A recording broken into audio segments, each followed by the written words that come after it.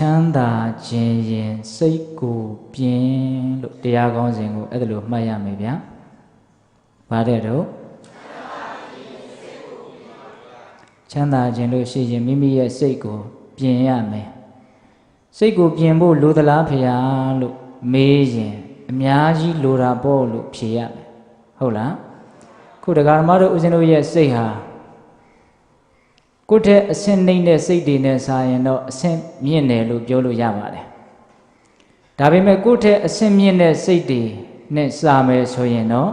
အဆင့်နှိမ့်တယ်လို့ပြောလို့မရဘူးလား။အဲ့ဒီအဆင့်နှိမ့်နေတဲ့စိတ်ကိုအဆင့်မြင့်သွားအောင်ပြင်ဖို့မလိုဘူးလား။ဘယ်ချိန်ထိပြင်ရမှာလဲလို့မေးလို့ရှိရင်ယဟန္တာဖြစ်သည့်အထိပြင်ရမှာ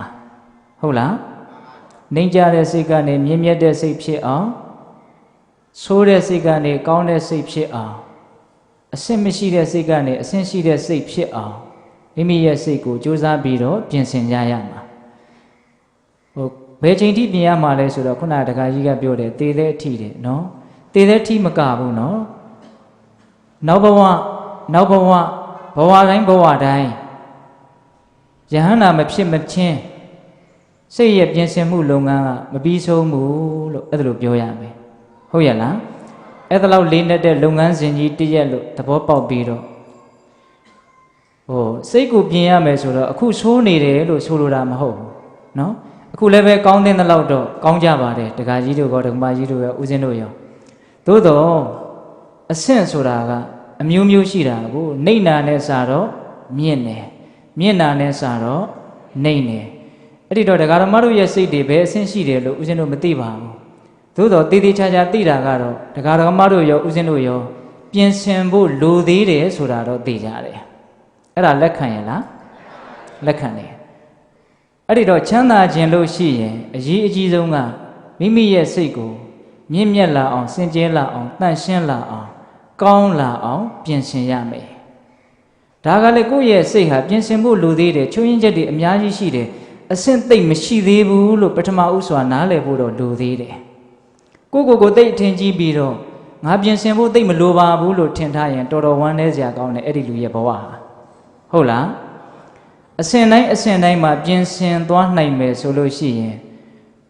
ပို၍ကောင်းတဲ့ချမ်းသာဒုက္ခကိုမရနိုင်ပြီဘူးလားရနိုင်တယ်ဗျဟုတ်လားဒါကြောင့်ချမ်းသာခြင်းရင်စိတ်ကိုပြင်ရမယ်ဘယ်အထိပြင်ရမှာလဲလို့မေးရင်ယဟန္တာမဖြစ်မချင်းပြင်ဆင်နေရမယ်အဲ့ဒီလိုမပြင်ဘူးဆိုလို့ရှိရင်ဆင်းရဲတွင်နဲ့နေအောင်မှာပဲဟုတ်လားဘယ်လိုပြင်ရမှာလဲဆိုတော့ဆိုးတဲ့စိတ်ကနေကောင်းတဲ့စိတ်ဖြစ်အောင်ပြင်ရမယ်ယုံညံ့တဲ့စိတ်ကနေမြင့်မြတ်တဲ့စိတ်ဖြစ်အောင်ပြင်ဆင်ရမယ်အစဉ်အတန်းနှိမ့်တဲ့စိတ်ကနေအစဉ်အတန်းမြင့်တဲ့စိတ်ဖြစ်အောင်ပြင်ဆင်ယူရမယ်စိတ်ကိုလေအဲ့ဒါကိုပေးသက်ပေါင်းသူတော်ကောင်းတို့ကိုဒီကနေ့နေ့ဦးဇင်းတို့တဏှာရီလောက်အချိန်ယူပြီးတော့စိတ်ရဲ့သဘောတဘာဝစိတ်ရဲ့အရေးပါအရာရောက်ပုံ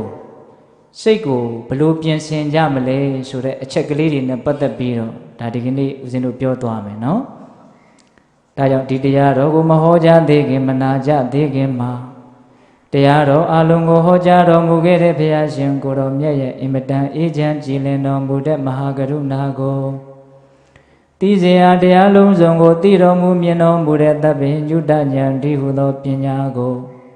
ထိုမဟာကရုဏာကိုပညာကိုနှစ်ပါးစုံတို့နဲ့ပြည့်စုံတော်မူတဲ့ဘုရားရှင်ကိုယ်တော်မြတ်ကိုယုသေးမြတ်တို့ရှိခိုးပူဇော်ကြအောင်စို့အလုံးလက်ဥကလေးတွေခြေထားကြကရုဏာတိတလဟရယမဟာပညာပိဇောတဝိဟတမောဟတမံသနရမရလောကကရဝန္တိတုကတံဂတိဝိမု ddံ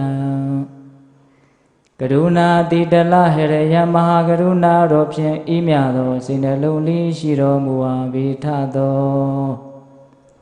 ပညာပိဇောတဝိဟတမောဟတမံအရဟတမေတိဟုသောအယောင်အလင်းဖြင့်ဝိဇ္ဇာတိဟုသောမိုက်မှောင်ကိုဖေခွာတော်မူပြီးထသောသနရမရလောကကရုလူနှင့်မြမတတဝါနန္ဒတို့ဤကြောက်ထီတန်တို့အလေးကရုပြုရာတဆူရီသောဆရာသခင်လည်းဖြစ်တော်မူပါဘိထသော ဂတိဝိမု တံဒေဝမနုဿာနိရယနှင့်ပေတတလိษံလာရရှိငါတန်သောဂတိတို့မာလိအထူးသဖြင့်ကင်းလွတ်တော်မူပြီးထသောသူကတံတတဝါတို့ဟာအကျိုးများကြောင့်ဟုတ်မှန်သောစကားကောင်းကိုသာမြတ်ဆိုတော်မူပါပြီးထသောဗုဒ္ဓံသစ္စာလေးရတရားမြတ်ကိုလက်ပေါ်တင်ထားပရမညာကဲ့သို့ပြတ်သားထင်ထင်သိမြင်ပေတတ်ဘုရားရှင်ကိုယ်တော်မြတ်ကြီးကိုမေယံတရားဟောပုဂ္ဂိုလ်တရားနာပုဂ္ဂိုလ်ခေါ်ဆိုပညတ်ပရမတ်မာမူယုံနံနှဖျားဖြစ်ကြပါသောဘုရားတပည့်တော်တို့သည်ဝဏိဝဏမှာကာယဝစီမနောချီ၍သုံးလီဒွါဒပနာမဖြင့်ဒုက္ခယုကျိုးလက်ဆုံမိုးကရှိခိုးဥညွတ်ပါ၏မြတ်စွာဘုရား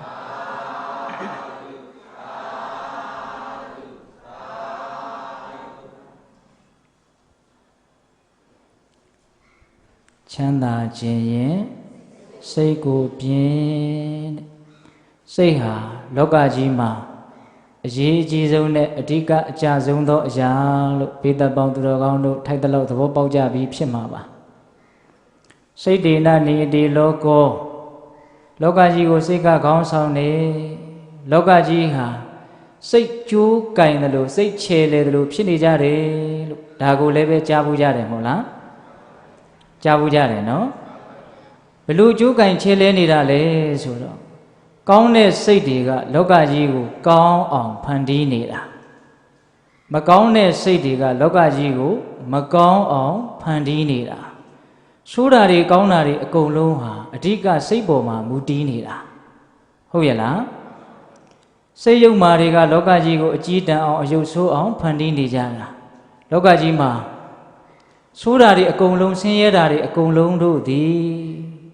မကောင်းတဲ့စိတ်တွေကောင်းဆောင်ပြီးတော့အဲ့ဒီမကောင်းတဲ့စိတ်တွေရဲ့အလျော်အားလျော်စွာပြုလုပ်ထားကြတဲ့ကာယကံဝစီကံတွေကြောင့်ဖြစ်ကြတယ်လောကကြီးမှာဆိုးနေတာတွေဒုက္ခရောက်နေတာတွေဆင်းရဲနေတာတွေယုံမာမှုတွေရက်စက်မှုတွေအဲ့ဒီလိုမကောင်းတာတွေအကုန်လုံးဟာဆိုးတဲ့စိတ်ရဲ့အလိုကျပြုထားကြလို့ပြောထားကြလို့မကောင်းတာတွေအကုန်လုံးဖြစ်နေတာဒကာကြီးမိုင်များဉာဏ်ရှိပါတယ်ချက်ထွင်ပြီးတော့စဉ်းစားကြည့်နော်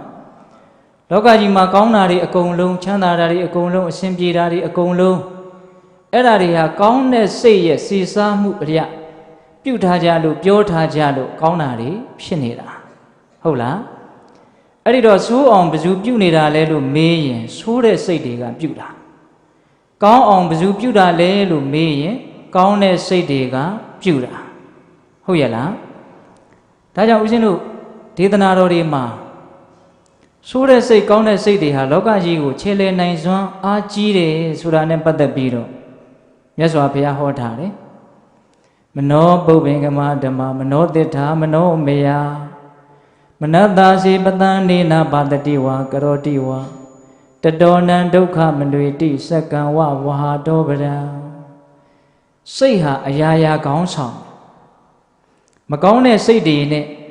ပြုကြမယ်ပြောကြမယ်ဆိုလို့ရှိရင်ဒုက္ခတွေဟာတတိတဒန်းကြီးနောက်ကနေပြီးတော့လိုက်လာမှာပဲတဲ့နွားချေရာရဲ့နောက်ကိုလှဲပင်းရာကြီးအစင်လိုက်တယ်လို့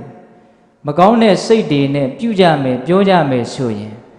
ဒုက္ခတွေဟာနောက်ကနေပြီးတော့မဆုံးနိုင်အောင်မရေမတွက်နိုင်အောင်လိုက်လာမှာပဲတဲ့ဒါကြောင့်ဒုက္ခတွေအားလုံးဟာမကောင်းတဲ့စိတ်တွေကိုအခြေခံပြီးတော့ပြုထားကြပြောထားကြလို့ဒုက္ခတွေဖြစ်ကြတာမဟုတ်လားဗျနော်အေးဘာကြောင့်ဦးဇင်းတို့ကဒါကိုပြောနေရတာတုံးဆိုတော့စိတ်ကိုပြင်းကျင်စိတ်ပေါက်အောင်မကောင်းတဲ့စိတ်တွေဟာဘလို့ဆိုးတဲ့အကျိုးတွေကိုဖြစ်စေပါတယ်လို့ပထမဦးစွာနားလည်ဖို့မလိုဘူးလားဒါမှမကောင်းတဲ့စိတ်ကနေကောင်းတဲ့စိတ်ဖြစ်အောင်ပြင်သင့်တကူလို့ပို့ပြီးတော့နားလေသဘောပေါက်လာမှာဟုတ်လားဦးဇင်းတို့ကရည်ရွယ်ချက်လေးနဲ့တရားကိုဟောပါတယ်ဗျာအခုဦးဇင်းဒီနေ့လေခွင်းမှာဘာတွေပြောဖို့ရည်ရွယ်ထားတုံးဆိုတော့မကောင်းတဲ့စိတ်တွေဟာအင်မတန်ကြောက်စရာကောင်းတယ်ဆိုတာကိုပြောဖို့ဦးဇင်းရည်ရွယ်ထားတယ်ကောင်းတဲ့စိတ်တွေဟာအင်မတန်အားကိုးစရာကောင်းတယ်အင်မတန်မျက်နှိုးစရာကောင်းတယ်ဆိုတာလေးကိုပြောဖို့ရည်ရွယ်ထားတယ်အဲ့ဒီအချက်နှစ်ချက်ကိုပြောပြီးတော့ကောင်းတဲ့စိတ်ဖြစ်ဖို့မကောင်းတဲ့ဖို့လိုအပ်ပါတယ်ဆိုတာလေးကိုပို့ပြီးတော့သဘောပေါက်စေခြင်းတယ် ဏီကုံးချုပ်အနေနဲ့အဲ့ဒီလိုသဘောပေါက်ပြီးတဲ့နောက်စိတ်ကိုပြင်ဆင်ဖို့လိုအပ်လာပြီဆိုတာကိုသဘောပေါက်လာပြီးတဲ့နောက်အဲ့ဒီစိတ်ကိုဘလို့ပြင်ဆင်ကြမလဲဆိုတာလေးကို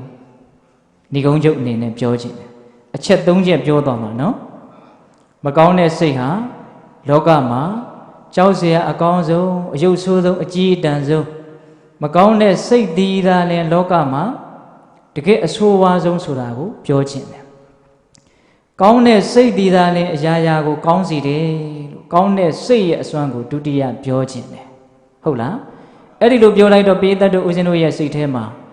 မကောင်းတဲ့စိတ်ကနေကောင်းတဲ့စိတ်တွေဖြစ်လာဖို့ပြင်ဆင်ခြင်းတဲ့စိတ်တွေပို့ပြီးတော့သဘောပေါက်မလာပြီဘူးလားပေါက်လာမယ်အဲ့ဒီအချိန်မှာစိတ်ကိုဘယ်လိုပြင်ဆင်ကြမလဲဆိုတာလေးကိုဦးဇင်းတို့ပြောမယ်ဘယ်နှချက်လဲ၃ချက်ဟုတ်လားဒါကြောင့်မြတ်စွာဘုရားကမကောင်းတဲ့စိတ်တွေဟာအင်မတန်ဆိုးပါတယ်ဆိုတာနဲ့ပတ်သက်ပြီးတော့ဒေသနာတော်လေးတစ်ရက်ရှိတယ်ဥပမာလေးနဲ့ပြောတယ်ဗျာဒီသောဒီတံယံတံကိရာဝီရိဝါပနဝီရိနံမိစ္ဆာပဏိဟိတံစိတ်တံပါပိယောနံတတောကရိဒီသောခိုးသူတယောက်သည်ဒီတံခိုးသူတယောက်ကိုဝီရိနံယံသူတယောက်သည်ဝီရိနံယံသူတယောက်ကိုယံတံကိရာအကျဉ်ကျူးမဲ့သောမှုကိုပြုလေရ၏တတောထိုကဲ့သို့ယံသူတယောက်ကယံသူတယောက်ကိုအကျိုးမဲ့တွေပြုတာတွေထက်မိစ္ဆာပဏိဟိတံစိတ်တံမာယွင်စားဆောက်တရားသောစိတ်သည်ဝါမကောင်းသောစိတ်တို့သည်ပါပိယောဆင်းရဲအောင်ယုံညံ့အောင်ကရိကရိယပြုနိုင်ပေ၏ဒီဒေသနာတော်လေးအင်မတန်စိတ်ဝင်စားစရာကောင်းတယ်မုံတီးနေတဲ့အချင်းချင်းမုံတီးနေတဲ့ရန်သူတွေတွေ့ကြပြီဆိုလို့ရှိရင်မုံလဲမုံနေတဲ့ရန်သူလဲဖြစ်နေတယ်ဆိုတော့ညှာတာတဲ့သဘောထောက်ထားတဲ့သဘောမရှိဘဲနဲ့တယောက်ကိုတယောက်အကျိုးမဲ့တွေဆင်းရဲဒုက္ခတွေစိတ်ရှိလက်ရှိပေးပြီးတော့တယောက်ကိုတယောက်ဒုက္ခပေးကြမှာပဲဘာဖြစ်လို့တုံးဆိုတော့ရန်သူတွေမုန်းတဲ့လူတွေဖြစ်နေလို့ပေါ့ဟုတ်လားအဲ့ဒီလိုရန်သူတယောက်ကရန်သူတယောက်ကိုဒုက္ခပေးတာထက်မကောင်းတဲ့စိတ်တွေကမကောင်းတဲ့စိတ်ပိုင်ရှင်ကိုပို့ပြီးတော့ဒုက္ခပေးနိုင်ပါတယ်တဲ့ဒါလေးပြောထားဟုတ်လားရန်သူအချင်းချင်းနှိပ်စက်ကြတာတွေထက်မကောင်းတဲ့စိတ်ကြီးကမိမိကိုပို့ပြီးတော့နှိပ်စက်နိုင်တယ်မကောင်းတဲ့စိတ်ကြီးကလောကကိုပို့ပြီးတော့နှိပ်စက်နိုင်တယ်သဘောပေါက်တယ်နော်အဲ့ဒီတော့မြတ်စွာဘုရားကဒီဒေသနာတော်လေးကိုဟောထားတော့ပိဋကတ်တို့ကဉာဏ်ရှိပါတယ်မိမိဘဝမှာတွေ့ကြုံခဲ့ရတဲ့ဒုက္ခတွေတပါးသောသူတွေရဲ့ဘဝမှာတွေ့ကြုံနေကြရတဲ့ဒုက္ခတွေဘာကြောင့်ဖြစ်တယ်လဲလို့စစ်စစ်ပေါက်ပေါက်အရင်ကြကြဝေဖန်ကြည့်မယ်ဆိုရင်အဲ့ဒီမကောင်းတဲ့စိတ်တွေကြောင့်ဖြစ်ကြတာပဲဗျဟုတ်ရဲ့လားအေးဒါကြောင့်မကောင်းတဲ့စိတ်တွေရန်သူတွေထက်ပုံမူ၍ကြောက်စရာကောင်းတဲ့ရန်သူဟုတ်ရဲ့လားရန်သူချင်းချင်းနှိပ်စက်တာတဲ့ဒုက္ခပေးတာတဲ့မကောင်းတဲ့စိတ်ကပို့ပြီးတော့ဒုက္ခပေးနိုင်ပါတယ်တဲ့အဲ့ဒါကိုမြတ်စွာဘုရားကဘလောက်ထိဥပမာနဲ့ပြောထားလဲဆိုလို့ရှိရင်နောက်ထပ်ထင်ရှားတဲ့ဥပမာလေးတစ်ခုထပ်ပြောမယ်မြတ်စွာဘုရားလက်ထက်ကကောသလမင်းကြီးမြတ်စွာဘုရားရဲ့ထံတော်ဘာကိုရောက်သွားပြီးတော့မြတ်စွာဘုရားကိုလျှောက်တယ်အရှင်ဘုရားတဲ့ဒီလူသားတွေဒီတတ္တဝါတွေချမ်းချမ်းသာသာလည်းနေကျင်ကြတယ်ဘေးကင်းရန်ကင်းလည်းနေကျင်ကြတယ်ဒါပေမဲ့တတ္တဝါတွေမချမ်းသာအောင်စိတ်တွေဆင်းရဲအောင်ပူလောင်အောင်အကျိုးမဲ့အောင်ဘယ်လိုစိတ်ဓာတ်တွေကပြုနေတာတုံးလို့မြတ်စွာဘုရားကိုမေးတော့အဲ့ဒီမှာမြတ်စွာဘုရားကတကားကြီးအလိုဆန္ဒတွေမကျေနပ်မှုတွေတွေးဝေမိုင်မဲမှုတွေဒီမကောင်းတဲ့စိတ်တွေဟာတတ္တဝါတွေကိုဆင်းရဲအောင်ပင်ပန်းအောင်အကျိုးမဲ့အောင်ပြုနေတာပဲဆိုပြီးတော့ဏီကုံးချုပ်လေးမှာဂါထာလေးတစ်ပုဒ်မြတ်စွာဘုရားကောသလမင်းကြီးကိုဟောထားတာရှိလောဘောဒေါသောစမောဟစံပုရိတံပါပစေတတံဟိန္တံတိအတ္တတံဗုဒ္ဓံတဇတာရံဝတံဖလံ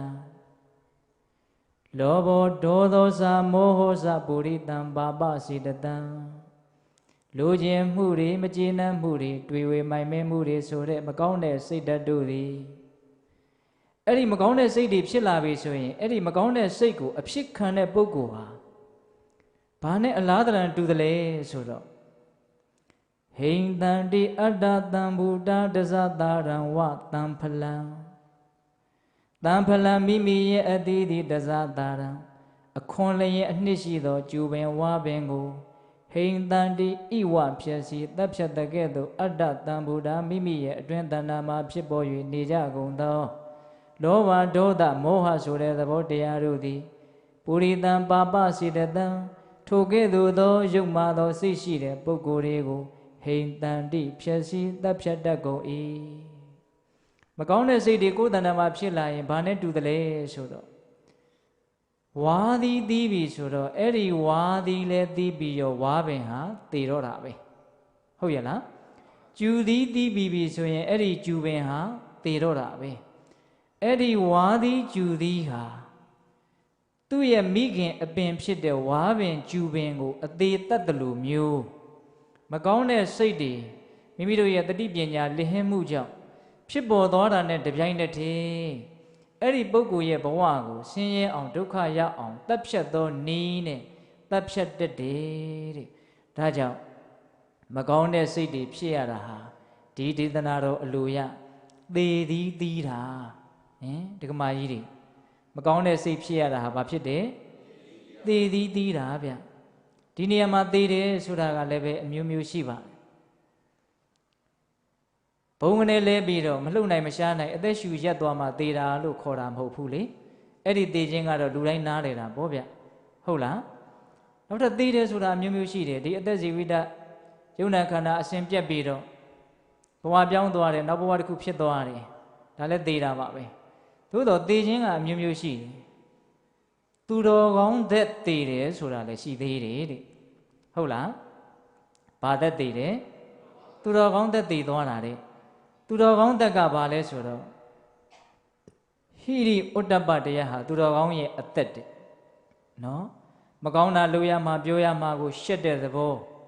မကောင်းတာတွေလုပ်ရမှာပြောရမှာဟာကြောက်เสียကောင်းတယ်ဆင်းရဲတဲ့အကျိုးတွေပေးမှာပဲလို့နားလည်ပြီးတော့ကြောက်တဲ့သဘောဟုတ်လားမကောင်းတာဒီသာလည်းရှက်เสียမကောင်းတာဒီသာလည်းလောကမှာကြောက်เสียလို့နားလည်ပြီးတော့အဲ့ဒီရှက်ချင်းကြောက်ချင်းသည်သူတော်ကောင်းတို့ရဲ့အသက်အဲ့ဒီအရှက်အကြောင်းမရှိတော့တာတဲ့တပြိုင်တည်းသူတော်ကောင်းအသက်သေသွားပြီဟုတ်ရဲ့လားဒါကြောင့်လောဘဒေါသမောဟဖြစ်လာလို့ရှိရင်အဲ့ဒီသူတော်ကောင်းသက်ကသေတာပဲဟုတ်ရဲ့လားလူချင်းမှုအားကြီးတော့ပေးတတ်ရင်ရှက်သေးလားမရှက်တော့ဘူးရရင်ပြီးတော့လုံးမှာပဲလေလူချင်းမှုတွေအားကြီးလာပြီဆိုတော့အော်ဒီအမှုကြီးကဒုစရိုက်မှုကြီးပဲမကောင်းတဲ့အမှုကြီးပဲငါ့ကိုတစ်ချိန်ချိန်ကြရင်နှိပ်စက်မှာလို့ကြောက်တဲ့သဘောပေါ်ရှိသေးလားမရှိတော့ဘူးလောဘကြီးလာရင်သူတော်ကောင်းသက်လို့ဆိုရတယ်ဟိရိဥတ္တပအရှက်အကြောက်တရားတွေပျောက်သွားတယ်မရှိတော့အဲ့ဒါလိုပဲဒေါသကြီးလာရင်လည်းပဲ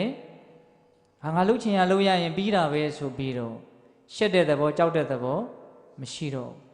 အဲ့ဒါလိုပဲတွေးဝေမိုက်မဲမှုတွေအကောင်းနဲ့အဆိုးအကြောင်းနဲ့အကျိုးဘာမှခွဲခြမ်းပြီးတော့နားမလည်ဘူးဆိုလို့ရှိရင်လည်းပဲသူတော်ကောင်းသက်ဟာသေဆုံးသွားတယ်ဟုတ်လားဒါကြောင့်မကောင်းတာတွေဖြစ်ရတာဒီမကောင်းတဲ့စိတ်တွေဖြစ်ရတာဒီဒီဒေသနာတော်အလိုရသေသည်သီးတာနော်စောစောကဒေသနာတော်အလိုရကတော့အင်မတန်မုန်းတီးတဲ့ရန်သူတယောက်ကနှိပ်စက်တာတဲ့မကောင်းတဲ့စိတ်တွေကမိမိတို့ကိုဒီဘဝရောနောက်ဘဝရောဆင်းရဲဒုက္ခတွေအမျိုးမျိုးတွေ့အောင်နှိပ်စက်နိုင်စွမ်းရှိတယ်လို့မြတ်စွာဘုရားကတော့မကောင်းတဲ့စိတ်တွေကိုကြောက်စရာတွေပဲလို့နားလည်ပြီးတော့ကြောက်တဲ့စိတ်တွေဖြစ်စေဖို့ဥပမာတွေအမျိုးမျိုးဆောင်ပြီးတော့မပြောဘူးလားပြောတယ်ဦးဇင်းတို့နှစ်ချက်ပြောလိုက်တယ်နော်မကောင်းတဲ့စိတ်သည်မုန်းတီးနေတဲ့ရန်သူချင်းချင်းနှိပ်စက်တာတဲ့ပူပြီးတော့နှိပ်စက်နိုင်စွမ်းရှိတယ်မကောင်းတဲ့စိတ်သည်ဖြစ်ပေါ်ခွင့်ပြုလိုက်မယ်ဆိုလို့ရှိရင်ဝါသည်ကျူသည်များသည်ဝါပင်ကျူပင်ကိုအသေးတတ်တယ်လို့မျိုးမကောင်းသောစိတ်ပိုင်ရှင်ကိုအသေးတတ်နိုင်စွမ်းရှိတယ်လို့ပိဿတုကဉာဏ်ရှိပါတယ်ကိုချက်ထွင်ပြီးတော့စဉ်းစားကြည့်ပါမကောင်းတဲ့စိတ်တွေတကယ်ကြီးထွားလာရင်ပဂရိသက်တောင်သေသွားနိုင်တယ်ဗျနော်ဒီအသက်တောင်သေသွားနိုင်တယ်မကောင်းတဲ့စိတ်တွေပြင်းထန်ပြီးတော့လောဘဒေါသကြီးလွန်းပြီးတော့ရုတ်တရက်သေသွားတဲ့မသားတွေအများကြီးရှိတယ်မဟုတ်လားရှိတာပေါ့ဗျနော်ဒါကြောင့်မကောင်းသောစိတ်တွေဖြစ်ရတာဒီ တကယ်ကိုမကောင်းဘူးလို့နားလည်ပြီးတော့အဲ့ဒီမကောင်းသောစိတ်ကနေကောင်းသောစိတ်ကိုရောက်အောင်ပြင်ဖို့မလိုဘူးလားလိုတယ်ဒါမကောင်းသောစိတ်ရဲ့ကြောင့်ပဲဖွယ်ရာကိုဒေသနာတော်တွေကအမြတ်ကလေးလောက်ဦးဇင်းတို့ပြောပြတာနောက်ဦးဇင်းတို့ဒုတိယပြောဖို့ရည်ရွယ်ထားတာကကောင်းသောစိတ်ရဲ့ကောင်းနိုင်စွမ်းဟုတ်ရလားကောင်းသောစိတ်ရဲ့ဗာလေကောင်းနိုင်စွမ်းမနတ္တာစီပတန်နေနာဘာတတိဝါကရောတိဝါတတောနံဒုက္ခမနွေတိသာယာဝအနုပါယိနိပတန်နေနာကြည်လင်သောမနတ္တာစိတ်ဖြင့်စေပါတတိဝါအကယ်၍ပြောမူလီပြောညာအစေကရောတိဝါအကယ်၍ပြုမူလီပြုညာအကောင်းတဲ့စိတ်ကလေးတွေနဲ့ပြုကြမယ်ပြောကြမယ်စိတ်ကောင်းနှလုံးကောင်းလေးတွေမွေးကြမယ်တန်ရှင်းတဲ့ရိုးသားတဲ့ဖြောင့်မတ်တဲ့စိတ်ကလေးတွေနဲ့လှုပ်ကြကင်ကြမယ်ဆိုလို့ရှိရင်အဲ့ဒီပုဂ္ဂိုလ်ရဲ့နောက်ကိုချမ်းသာဒုက္ခဟာတတိတန်းကြီးလိုက်နေမှာပါတဲ့နော်ကောင်းတဲ့စိတ်ကလေးတွေခေါင်းဆောင်ပြီးတော့ကောင်းတဲ့စိတ်ကလေးတွေအရင်ခံပြီးတော့ပြောကြမယ်ပြုကြမယ်ဆိုရင်ချမ်းသာဒုက္ခဟာအစဉ်အတန်းကြီးတစ်ဖွဲ့လိုက်နေမှာဘာနဲ့တူတယ်လဲဆိုရင်မိမိရဲ့အရေးဟာမိမိရဲ့နောက်ကိုအစဉ်လိုက်တယ်လို့မျိုးလိုက်ပါလိမ့်မယ်တဲ့ဒါကြောင့်ချမ်းသာဒုက္ခကိုဘယ်အရာကမှမပေးနိုင်ဘူးကောင်းသောစိတ်ကလွယ်လို့ဟုတ်ရလားကောင်းသောစိတ်ကလွယ်လို့မိမိကိုကူညီနိုင်သောဖေးမနိုင်သောစောင့်ရှောက်နိုင်သောကောင်းသွားစေသောအရာအခြားမရှိလို့တရားဓမ္မတို့ဦးဇင်းတို့တွေနည်းနည်းသဘောပေါက်ထားတဲ့နေဗျဟုတ်ရလားကောင်းသောစိတ်ကလွယ်လို့အခြားကိုယ်ကိုကူညီဖေးမစောင့်ရှောက်ကောင်းသွားစေမဲ့အရာအခြားမရှိနော်မြတ်စွာဘုရားကဘယ်လောက်ထိတင်စားပြီးတော့ပြောထားလဲဆိုရင်နောက်ထပ်ဒေသနာလေးအကျဉ်းချုပ်နာဓမ္မာတာပိတာကိရာအင်ဂျီဝါပိစညာတကသမ္မာပဏိဟိတံစိတ်တံတေယသောနံတတောကရေတံဒုက္ခံထိုမိမိလိုချင်နေတဲ့ချမ်းသာဒုက္ခတည်းဟုသောအကျိုးတရားကိုမာတာမိခင်သည်နာကိရာထပြုလို့၍မပေးနိုင်ကုန်ပိတာဖခင်သည်လည်းပဲနာကိရာထပြုလို့၍မပေးနိုင်ကုန်အင်ကြီးပြီးမိခင်ဖခင်ကျေးဇူးရှင်တို့မှာတမျိုးဖြစ်ကုန်သောညာတကာပြီးရွှေမျိုးသားချင်းချစ်ကျွမ်းဝင်ကြတဲ့မေတ္တာရှိကြတဲ့မိတ်ဆွေအပေါင်းအသင်းတို့သည်လည်းပဲနာကိရာထပြုလို့၍မပေးနိုင်ကုန်တကယ်ချမ်းသာစေချမ်းသာမှာတကယ်ကောင်းတာတွေကိုအမေကလည်းမပေးနိုင်ဘူးအဖေကလည်းမပေးနိုင်ဘူးမေတ္တာရှိကြတဲ့မိတ်ဆွေအပေါင်းအသင်းချစ်ကျွမ်းဝင်တဲ့ပုဂ္ဂိုလ်တွေကလည်းမပေးနိုင်ဘူးတဲ့သမ္မာပဏိဟိတံစိတ်တံတေယသောနံတတောကရိစိတ်ကောင်းနှလုံးကောင်းကလေးကမိမိလိုချင်တဲ့ချမ်းသာဒုက္ခကိုပေးပါလိမ့်မယ်တဲ့အဖေအမေတဲ့ကိုယ့်ပုံမှာမေတ္တာရှိတယ်လို့ဘယ်သူရှိအောင်မလဲဗျာဒကာကြီးတို့မကြီးများအဲ့ဒီအဖေအမေတွေမေတ္တာရှိတဲ့ပုဂ္ဂိုလ်တွေမပေးနိုင်တဲ့ချမ်းသာဒုက္ခမျိုးဟုတ်လား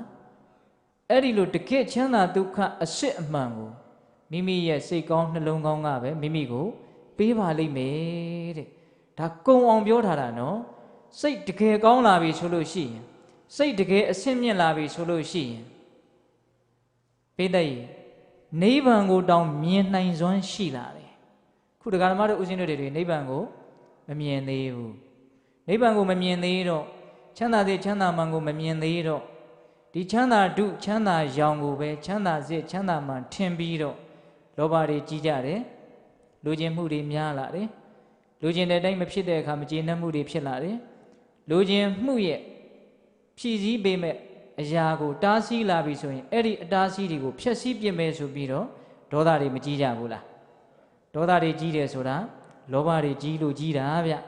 အကြောင်းမဲ့ဒေါသဖြစ်တာမဟုတ်ဟုတ်လားဒေါသသဘောလေးကိုနှုတ်ကလေးနဲ့တူတူလေးရွတ်ကြည့်ပါအလိုမကြတာဗါတဲ့တော့အလိုမကြတာအလိုမကြတာကိုဘာခေါ်မလဲဒေါသတိတိကျကျစဉ်းစားတာအလိုမကြတာအလိုဆိုတာမရှိဘူးဆိုရင်မကြတာဆိုတာရှိနိုင်မှာမလားအစာတဲ့ကိုကစားအလိုဆန္ဒမရှိဘူးဆိုရင်အလိုဆန္ဒမပြည့်ဝလို့ဖြစ်ရတဲ့ဒေါသဖြစ်ကိုမဖြစ်ဘူးဟုတ်လားအဲ့ဒီတော့အလိုဆန္ဒတွေရှိနေသေးသမျှအလိုကြခြင်းအလိုမကြခြင်းဆိုတာတွေရှိနေအောင်မှာပဲဆိုလိုတာကလောဘတွေရှိနေသေးသမျှဒေါသတွေကြီးနေရအောင်မှာပဲ ဒေါသတွေကြီးနေရသေးသမျှဒုက္ခတွေရောက်နေရအောင်မှာပဲစိတ်ဟာမပင်မပန်းမသက်မသာဖြစ်နေအောင်မှာပဲဒါကြောင့်ဦးဇင်းတို့ကျမ်းဂန်နေတဲ့ကတော့ဒေါသဟာအနာယောဂနဲ့တူတယ်တဲ့မနေ့ကဦးဇင်းတော်တော်ပြင်းပြင်းထန်ထန်ကျမ်းမာရေးဖောက်ပြန်တယ်တကိုယ်လုံးကြည့်လိုက်တယ်ဘယ်နာလေးမှကောင်းတာမတွေ့ရဘူးဘယ်နာလေးမှတက်တာတဲ့သဘောမရှိဘူးအနာယောဂနော်တခါကြီးဒီမိုက်မြဒေါသကိုအနာယောဂနဲ့မြတ်စွာဘုရားဥပမာပေးတယ်အမှတ်ရမိတယ်သိကောင်းတဲ့ဥပမာပဲဒေါသဖြစ်နေတဲ့အခါမကြည်မနှက်ဖြစ်နေတဲ့အခါ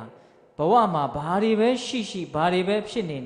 အဲ့ဒီအချိန်မှာတော့တကယ့်ကိုဆင်းရဲတုံးဆင်းရဲကြီးဖြစ်နေတာပဲအလိုမကြတာဖြစ်နေတဲ့အချိန်မှာဘာတွေဖြစ်နေတယ်ဆင်းရဲတာတွေဖြစ်နေတာဗျာဟုတ်ရဲ့လားဒါကြောင့်ဒကာဓမ္မတို့ဦးဇင်းတို့တွေကနိဗ္ဗာန်ကိုမမြင်သေးတော့ဒီချမ်းသာတူချမ်းသာရောင်ကြီးကိုပဲချမ်းသာသေးချမ်းသာမှထင်ပြီးတော့အကောင်းထင်ပြီးတော့နေတယ်အဲ့ဒီတော့လောဘတွေကြီးလာတယ်လောဘတွေကြီးလာတော့ဒေါသတွေကြီးလာတယ်စိတ်ရဲ့ဆင်းရဲမှုပူလောင်မှုတွေဖြစ်လာတယ်အမှန်မမြင်ဘူးဗျာအမှန်မမြင်တော့အကောင်းထင်တယ်အဲ့ဒါအဝိဇ္ဇာပေါ့နော်အကောင်းထင်လာတော့တခါတည်းဓာတိုက်လိုချင်မှုတန်းဖြစ်လာတယ်အဲ့ဒါလောဘဖြစ်လာတယ်လိုချင်တာတွေကရတာလည်းရှိတယ်မရတာလည်းရှိတယ်ဘယ်ဟာကများမယ်ထင်တယ်မရတာကများမယ်အလိုမကျတာတွေများတယ်လို့ဝန်ခံလိုက်တာပေါ့ဟုတ်ရဲ့လားအေးအဲ့ဒီတော့ဒေါသတွေဖြစ်လာတယ်မောဟလောဘဒေါသဆရာကြီးကတော့မောဟပဲဗျနော်တခါကြီးမိုက်များထားပါတော့အဲ့ဒါလို့စိတ်ဓာတ်တွေနှိမ့်ကျနေတဲ့အချိန်မှာနိဗ္ဗာန်ကိုမမြင်နိုင်ဘူးစိတ်ဓာတ်တွေတကယ်မြင့်လာပြီအည်အသွေးရှိလာပြီအမှန်တွေမြင်မာများလာပြီစိတ်ဓာတ်တွေဖြူရှင်လာပြီတန်ရှင်းလာပြီဆိုရင်နောက်ဆုံးနိဗ္ဗာန်ကိုမြင်မယ်ခန္ဓာရဲ့အပြစ်ကိုမြင်မယ်ခန္ဓာဟာဆင်းရဲပဲဆိုတာတကယ်သိမယ်တကယ်သိလာတာနဲ့တပြိုင်နက်တည်းလိုချင်မှုဟာတကယ်နည်းလာမယ်လိုချင်မှုနည်းလာတာနဲ့တပြိုင်နက်တည်းအလိုမကျဘူးဆိုတာတွေဟာနည်းလာမယ်လိုချင်တာတွေများနေသေးသမျှကြိုးစားအထောက်မှုတွေများမယ်ကြိုးစားအထောက်မှုတွေများလာတာနဲ့တပြိုင်နက်တည်းအခက်အခဲတွေအကျက်အတဲတွေခလုတ်တွေဆူညောင်းတွေဆိုတာတွေအများကြီးဖြစ်လာမယ်သဘောပေါက်တယ်နော်အေးဒါကြောင့်ကောင်းတဲ့စိတ်ကလေးကိုအခြေခံလိုက်ရတာဟာဘလောက်ကောင်းလဲဆိုတာလေးကိုပုံပေါ်အောင်ပြောနေတာဦးသိန်းကတော့အမြင့်ဆုံးကိုတက်ပြီးတော့ပြောရနေတာเนาะအခုစကားကစိတ်တကယ်ကောင်းလာပြီစိတ်တကယ်မြင့်မြတ်လာပြီဆိုလို့ရှိရင်တကယ်ဖြူစင်လာပြီဆိုလို့ရှိရင်ဘာကိုတောင်မြင်နိုင်တယ်နိဗ္ဗာန်ကိုတောင်မြင်နိုင်တယ်အရိယာဆိုတာနိဗ္ဗာန်ကိုမြင်တဲ့ပုဂ္ဂိုလ်တွေကိုအရိယာလို့ခေါ်တာဟုတ်ဗျခင်ဗျားတို့ကျုပ်တို့ကနိဗ္ဗာန်ကိုတခါမှမမြင်ဘူးသေးတော့အာယုံမပြုတ်ဘူးသေးတော့ဘာလို့ခေါ်တယ်ပုထုဇဉ်လို့ခေါ်တာနိဗ္ဗာန်မမြင်သေးတော့နိဗ္ဗာန်မြင်လောက်အောင်စိတ်ကလည်းမဖြူစင်သေးတော့ပုထုဇဉ်နဲ့ဗျာပုထုဇဉ်ဆိုတာဘာပြောတာတော့ညင်နွမ်းတဲ့စိတ်တွေအများကြီးဒင်ပြည့်ကြက်ပြည့်ယာနှုံးပြည့်ဖြစ်နေတာကိုပုထုဇဉ်လို့ခေါ်တာအဲ့ဒါကိုများဂုံယူပြီးတော့ဒုက္ခပုထုဇဉ်ပဲဟဲ့ဖြစ်အောင်မှာပဲလို့တခါတလေလေပြောမိတာပေါ့ဟုတ်လားအေးအဲ့ဒီတော့စိတ်တကယ်ဖြူလာပြီဆိုတော့အရိယာဆိုတာကိုကစားဖြူစင်ခြင်းလို့အဓိပ္ပာယ်ရတာမဟုတ်လားအေးစိတ်တကယ်ဖြူလာပြီစိတ်တကယ်အဆင့်မြင့်လာပြီဆိုရင်နိဗ္ဗာန်ကိုမြင်ပြီးတော့လောကရဲ့အမှန်တရားတွေကိုမြင်ပြီးတော့စိတ်ဓာတ်တွေမြင့်ပြီးတော့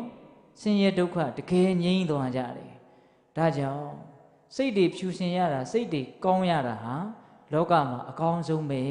လို့နားလည်ဖို့မလိုဘူးလားစိတ်တွေတကယ်ဆိုးရတာဟာစိတ်တွေတကယ်ရုပ်ရတာဟာလောကမှာတကယ်အဆိုးဆုံးပဲလို့မြင်ဖို့မလိုဘူးလားအေးအဲ့ဒီလိုဆိုလို့ရှိရင်ဆိုးတဲ့စိတ်ကနေကောင်းတဲ့စိတ်ဖြစ်အောင်မိမိကိုယ်ကိုကြိုးစားပြီးတော့မပြင်ဆင်သင့်ဘူးလားပြင်ဆင်သင့်တယ်ရုပ်ညံ့တဲ့စိတ်ကနေမြင့်မြတ်တဲ့စိတ်ဖြစ်အောင်မပြင်ဆင်သင့်ဘူးလားပြင်ဆင်သင့်တယ်ဒီလိုဆိုရင်ဦးစင်းကတပည့်တော်တို့ကိုအဆင့်နှိမ့်တဲ့လူတွေလို့ဆွဆွဲတာလားလို့အဲ့ဒါလိုမေးမယ်ဆိုရင်လည်းမေးခွင့်ရှိတယ်နော်ဒါဦးစင်းတို့ဝန်ခံပါတယ်ဦးစင်းတို့လည်းပဲအဆင့်နှိမ့်တဲ့စိတ်တွေပဲရှိသေးတယ်ဒကာကြီးဒကာမကြီးများကိုဘယ်လိုလဲအဆင့်မြင့်တဲ့တအားမြင့်တဲ့စိတ်တွေဖြစ်ပြီလားအဲ့ဒါလို့ဆိုရင်ပြင်ဖို့လိုသေးတယ်လို့ဝန်ခံတာပေါ့အေးအဲ့ဒီလို့ဆိုရင်ပြင်ဖို့လိုတယ်ဆိုတာတော့သေချာသွားပြီဟုတ်ရဲ့လားဆိုကြပါစို့ခန္ဓာကိုယ်မှာမပြေလည်ဘူးတဏှာနာကျင်ကြိုက်ခဲနေတယ်တခုခုဖြစ်နေတယ်ဘယ်သွားမှာတော့စေကံသွားရမှာပေါ့ကိုကောင်းအောင်မပြင်တတ်တော့လို့ပြင်လို့မဖြစ်တော့လို့ဆရာဝန်ဆရာမတွေကိုကျုပ်ခန္ဓာကိုယ်ကိုပြင်ပေးပါအောင်ဗျာအဲ့တော့ဟိုကနားလေလေနားလေတော့ gain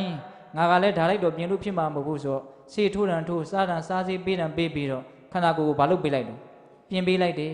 အချိန်တန်တော့ကောင်းသွားရောအမြဲတမ်းပြင်နေရတယ်နော်ရုပ်ပိုင်းဆိုင်ရာခန္ဓာကိုယ်ကြီး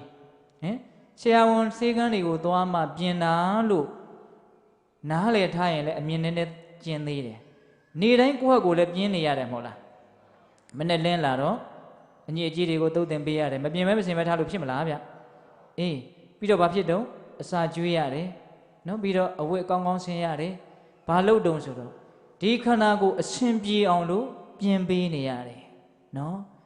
စိတ်ကဓာတ်ထက်ပိုပြီးတော့ပြင်ဖို့လိုအပ်တယ်နော်ဒကာကြီးတို့မိုင်းများစိတ်ကပါလေအဲ့ဒါထက်ပိုပြီးတော့ပြင်ဖို့လိုအပ်တယ်ဒီစိတ်ကလေးနဲ့လူလုံနေရတာဗျဟင်ဒကာကြီးမိုင်းများဘေးကရှိတာတွေကရှိတာပဲလေ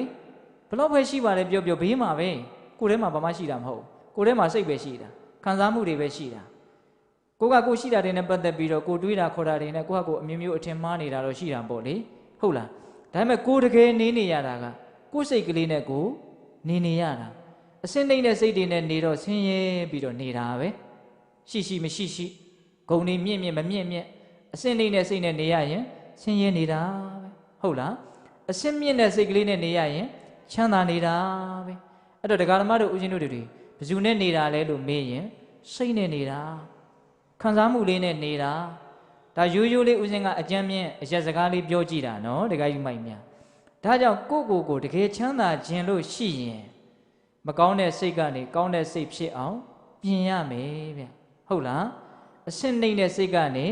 အဆင့်မြင့်တဲ့စိတ်ဖြစ်အောင်ပြင်ရမယ်ဟုတ်ရလားအေးအဲ့ဒီလိုပြင်တဲ့အပိုင်းကိုဦးဇင်းတို့အခုတရားရဲ့တတိယပိုင်းရောက်လာပြီနော်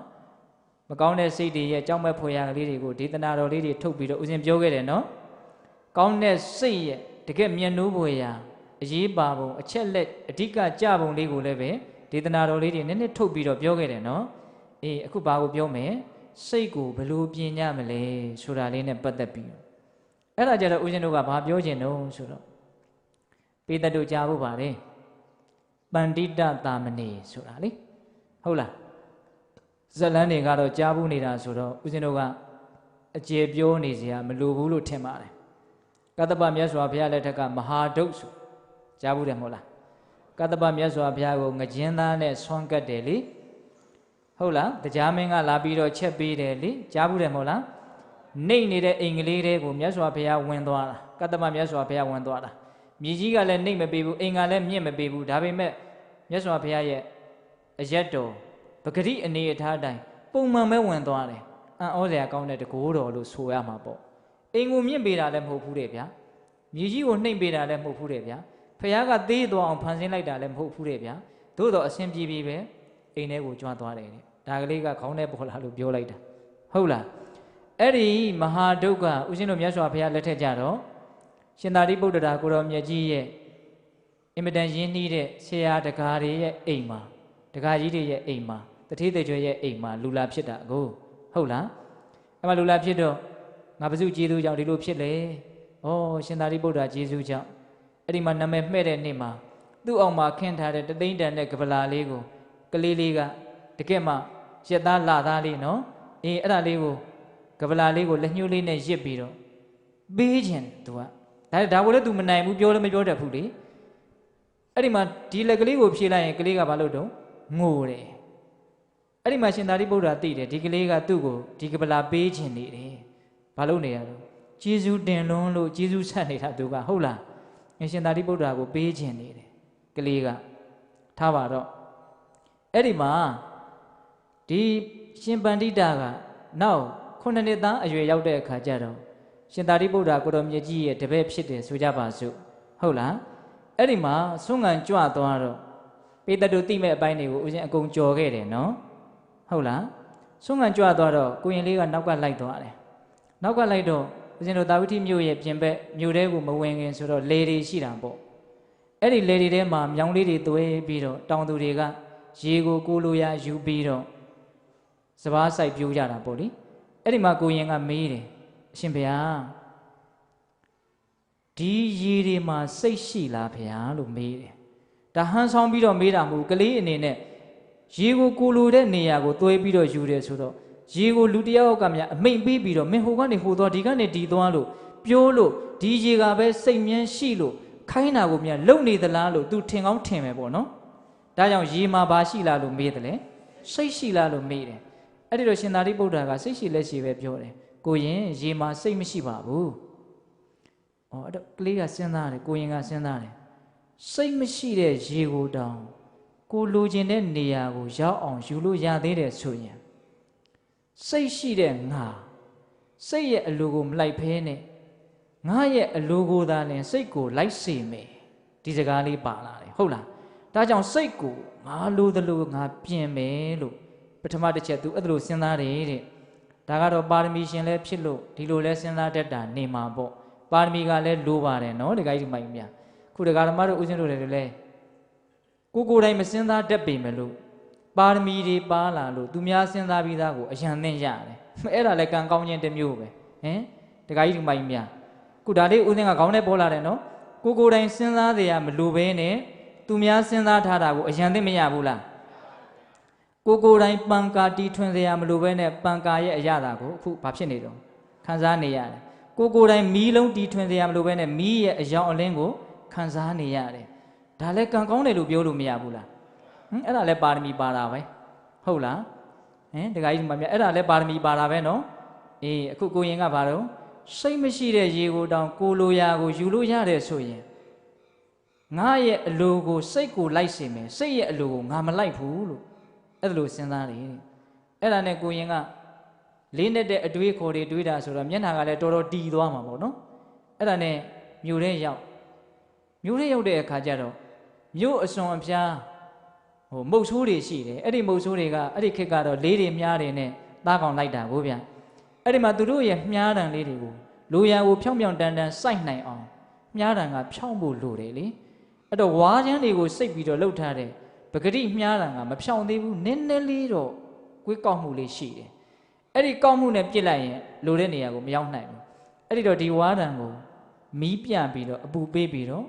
မျက်လုံးတစ်ဖက်မှိတ်ပြီးတော့တိတိကျကျကြည့်ရတယ်ဖြူးဖြောင်းနေတယ်အဲ့ဒီလိုဖြောင်းနေမှနောက်ကငှက်မွေးလေးတက်ပြီးတော့လူရာကိုပြစ်လိုက်ရင်တန်းပြီးတော့စိုက်သွားတာတကယ်လို့မြားတံကကောက်နေတယ်ဆိုရင်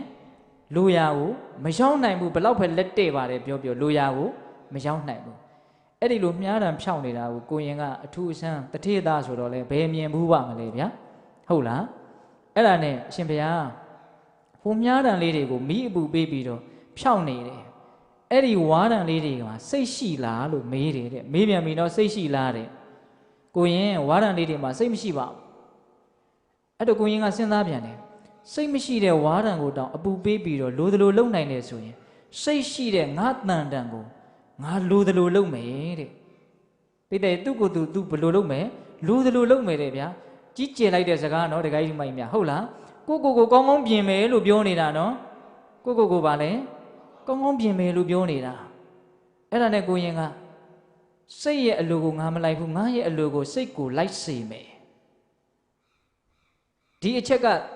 သူ့ယုံမှာသူတော်ကောင်းကွဲပြားသွားစေတာပဲနော်သူတော်ကောင်းဆိုတာမိမိကစိတ်ရဲ့အလိုကိုမလိုက်ဖဲနဲ့စိတ်ကိုယ်သာလည်းမိမိရဲ့အလိုလိုက်အောင်လုံနိုင်သွားကြတဲ့ပုံကိုယ်တွေကိုသူတော်ကောင်းလို့ခေါ်တာပဲအဲ့ဒီလိုမလုံနိုင်မင်းနဲ့မိမိရဲ့အလိုကိုစိတ်ကမလိုက်ဖဲနဲ့စိတ်ရဲ့အလိုကိုသာလည်းမိမိကအမြဲတမ်းလိုက်နေရတယ်ဆိုရင်တော့ဘာဖြစ်မလဲသူယုံမှာဖြစ်မယ်ဟုတ်လားတခါကြီးမိုင်းများအေးအဲ့ဒီမှာကိုရင်ကအဲ့ဒါဒုတိယချက်ဆက်စဉ်းစားရင်လည်းသွားပြန်ရောအဲ့ဒါနဲ့လေးသမားမြားသမားတွေရဲ့အိမ်ကလွန်တော့ဘယ်ရောက်တုံဆိုတော့လက်သမားဆရာတွေရဲ့အိမ်နဲ့ဖြတ်တော့လက်သမားဆရာတွေကတက်သားတွေကိုစူးတွေဆောက်တွေနဲ့ဓားတွေနဲ့ရွေးနေကြတယ်လိုသလိုပုံဖြစ်လာအောင်ခုတ်ထစ်ရွေးနေကြတယ်အဲ့ဒါကိုမြင်တော့တက်သားတွေကိုသူတို့ကြိုက်တဲ့ပုံပေါ်လာအောင်လုပ်နေတာကိုမြင်တော့ကိုရင်ကမေးပြန်တယ်တဲ့အရှင်ဘုရားဒီတက်သားတွေမှာစိတ်ရှိလားကိုရင်တက်သားတွေမှာဘယ်စိတ်ရှိပါမလို့ဒီတော့ကိုရင်ကဘာစဉ်းစားတော့ဆိုတော့စိတ်မရှိတဲ့တက်သားကိုတောင်လိုရာလုပ်လို့ရတယ်ဆိုရင်ငါကိုငါဘောင်းမဲကြောင့်လိုရာလုပ်လို့မရရမှလေအဲ့ဒီမှာဘယ်နှချက်သူစဉ်းစားလိုက်တယ်လေ3ချက်စိတ်ကိုဘလို့ပြင်မလဲဆိုတဲ့အပိုင်းလေးကိုပြောနေတယ်နော်အေးအဲ့ဒီ3ချက်လဲစဉ်းစားပြီးတော့ကိုရင်ကတန်ဋိဋ္ဌံကျသွားတယ်ဘလို့တန်ဋိဋ္ဌံကျသွားတော့ဆိုတော့အရှင်ဘုရားတဲ့တ တပည့်တော်အရှင်ဘုရားနဲ့ဆွမ်းကမလိုက်တော့ဘူးတပည့်တော်ကြောင်းပြန်တော့မယ်တဲ့ကိုရင်ဘာလို့မှာတော့ဆိုတော့တပည့်တော်ကိုယ့်ရဲ့စိတ်ကိုရေမြောင်းနေတဲ့ကရေတွေကိုကိုလိုရာကိုသွဲယူတယ်လို့မျိုးကောက်နေတဲ့မြားရံတွေကိုအပူပေးပြီးတော့ဖြောင်းတယ်လို့မျိုးတေရိုင်းတုံးတွေကိုလိုတဲ့ပုံစံရအောင်ရွေတယ်လို့မျိုးကိုယ့်ရဲ့စိတ်ကိုစိတ်တိုင်းကျဖြစ်အောင်သွားပြင်မလို့အဲ့ဒါလိုပြောတာနော်ကျောင်းတော်ကိုပြန်ပြီးတော့ကမ္မထမ်းအာယုံတရားနှလုံးကျင့်သုံးမယ်ပေါ့အဲ့ဒီလိုပြောတော့မထေရမြတ်ကြီးကလည်းကောင်းပြီအဲ့ဒါကိုရင်ကမှားသေးတယ်အရှင်ဘုရားတဲ့တပည့်တော်ဘုငကျင်းသားလေးရအောင်ဆုံးခံခဲ့ပါတဲ့သူကငကိုဘွားကဘာလှူခဲ့တာတော့ငကျင်းသားလှူခဲ့တာကံတွေစိတ်တွေစေတနာတွေရဲ့အစွမ်းတွေကလည်းဆန်းကြည်တယ်ဗျအဲ့ဒီလိုငကျင်းသားလှူခဲ့တော့ရတာပဲငကျင်းသားကဒါဘယ်သိပ္ပံပညာရှင်ရဲ့ပစ္စည်းနဲ့မှတိုင်းတာလို့တွက်ချက်လို့စုံစမ်းလို့ထောက်လှမ်းလို့မရနိုင်ဘူးဗျအဲ့ဒါဘာခေါ်မလဲကမ္မဝိပါကောအာစိန်တေယောကိုလှုပ်ထားတဲ့အလုပ်တွေရဲ့အစွမ်းတတ္တိဆိုတာနားလည်ဖို့အတွက်ကြံစီဖို့ခက်ခဲတယ်ဟုတ်လားကြံစီခြင်းနယ်ပယ်ရဲ့ဟိုဘက်ကိုလွန်သွားတယ်လို့ပြောကြပါစို့ကံရဲ့အကြောင်းကိုတအားနားလည်အောင်ကြံစီမယ်ဆိုရင်အခက်မသိရင်စိတ်တောင်ဖောက်ပြန်သွားနိုင်တယ်ဘာလို့ဆိုတော့တိတ်ပြီးတော့ကျေပြန်လွန်းလို့လေးနဲ့လွန်းလို့နားလည်တဲ့လောက်ပဲနားလည်မယ်အကုန်လုံးနားလည်ဖို့မဖြစ်နိုင်နော်ဘူဇံလောကံဤလေးတံမကြံအစွာယူဒလကြားဘူးတယ်မို့လားဘုဆိုတာမြတ်စွာဘုရားနဲ့ပတ်သက်ပြီးတော့ဘုရားရဲ့အစွမ်းတွေအင်မတန်ကြီးကျယ်တယ်ပါရမီတွေအကြီးအကျယ်အထွတ်အထိပ်ရအောင်ဖြည့်ခဲ့တာဆိုတော့အကျိုးတရားတွေကအင်မတန်ဆန်းကျယ်အင်မတန်ပြည့်စုံအင်မတန်လုံလောက်နေတော့ကိုယ့်ရဲ့တထွားတမိတ်ဉာဏ်လေးနဲ့ဖြစ်နိုင်မှာမလားလို့ဘုရားနဲ့ပတ်သက်ပြီးတော့စဉ်းစားမယ်ဆိုရင်နားမလည်တဲ့အချက်တွေအများကြီးရှိဇံစိတ်ဆွမ်းအားကြောင့်ရလာတဲ့ဇံတရားနော်အဲ့ဒီဇံတို့ရဲ့အကြောင်းကိုစဉ်းစားမယ်ဆိုရင်လေကိုမမှီတဲ့အတွက်ကြောင့်အကုန်လုံးနားလည်ဖို့မလွယ်ပါဘူးဘုဇံလောဆိုတာဗာလေလောကကြီးရဲ့အကြောင်းဘယ်ကနေစဖြစ်လာဘာတွေတုံးဘာတွေတုံးဟာဂျိုးတွေနက္ခတ်တွေတာယာတွေကျဲဘာတွေတုံးတတ္တဝါတွေကဘာတွေတုံးလောကကြီးဘလို့တုံးကဲစဉ်းစားသားဟင်ဒီကမာကြီးတွေညံနဲ့ငုံမိရလားမငုံမိဘူးအဲ့ဒါကိုကမသိဘဲနဲ့ပေးတီးပြီးတော့ထိုင်းပြီးတော့စဉ်းစားနေမယ်ဆိုရင်အဖြေရနိုင်မှာမလားမရနိုင်ဘူးမြတ်စွာဘုရားလက်ထက်ကတကားတယောက်ကအဲ့ဒါလိုပဲစဉ်းစားဘူးတယ်စဉ်းစားရင်းနဲ့သူဘာလုပ်တုံဆိုတော့သူအတွေးတွေလွန်တာပေါ့လေလွေရင်းနဲ့သာဝတိမြို့ရဲ့ပြင်ဘက်ကရေကန်တကန်သားမှာသူစိတ်ပြက်ပြက်နဲ့ထိုင်နေတဲ့ထိုင်တော့အဲ့ဒီနာမှာကြာရွက်ကလေးတွေကြာဘူးလေးတွေလည်းရှိတယ်အဲ့ဒါကိုသူစိုက်ကြည့်နေတော့စစ်သားတွေစစ်တပ်တွေရှေ့တုန်းကမင်းကြီးမင်းသားတွေဝတ်ထားတဲ့အဝတ်မျိုးနဲ့ပေါ့လေဟုတ်လားအင်္ဂါ၄ပါးရှိတဲ့စစ်တပ်ကြီးကအဲ့ဒီကြာဘူးကြာစတွေရတဲ့ဝင်သွားတာတဲ့သူမျက်စိနဲ့မြင်လိုက်တယ်မြင်လိုက်တော့သူကစဉ်းစားတယ်မဖြစ်နိုင်တာကြီးနော်ငါယူမြဲယူသွားပြီလားမသိနော်ကြာဘူးကြာဆွဲတွေတဲ့ကိုဘာလို့အင်္ဂါ၄ပါးနဲ့ပြည့်စုံတဲ့စစ်တပ်ကြီးဝင်သွားတဲ့အဲ့ဒါနဲ့သူတော်တော်လန့်သွားတယ်ငါဘာတွေတွေးမိလို့ဘာလို့ငါတကယ်မြင်လိုက်တာ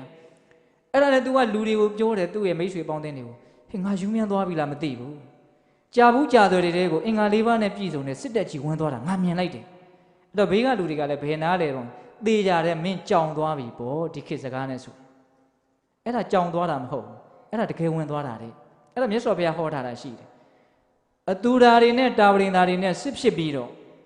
နော်အဲ့ဒါအတူဓာနတ်တွေကရှုံးပြီးတော့အဲ့ဒီကြာဘူးကြာတဲ့တွေကိုဝင်သွားတာကိုရောင်ဖြောက်ပြီးတော့ဝင်သွားတာဟိုကလူတွေမမြင်အောင်လို့အဲ့ဒီလိုဖြောက်ပြီးတော့ဝင်သွားတာအဲ့ဒါကိုသူမြင်လိုက်တာဆိုလိုတာကဥသိန်းကဘာပြောချင်တာတော့လောကကြီးဆိုတာကျေပြတ်ပါတယ်နဲ့နဲပါတယ်ဟုတ်လားကိုသိနိုင်တာလေးတဲ့အစာပေါင်းများစွာမသိနိုင်တာတွေဟာအများကြီးရှိပါတယ်နော်ကိုသိပြီးတော့အထင်မကြီးကြဖို့ပေါ့အထင်သေးဖို့ပြောတာမဟုတ်ဘူးနော်ကိုပမာဏကိုနားလေဖို့ပြောတာ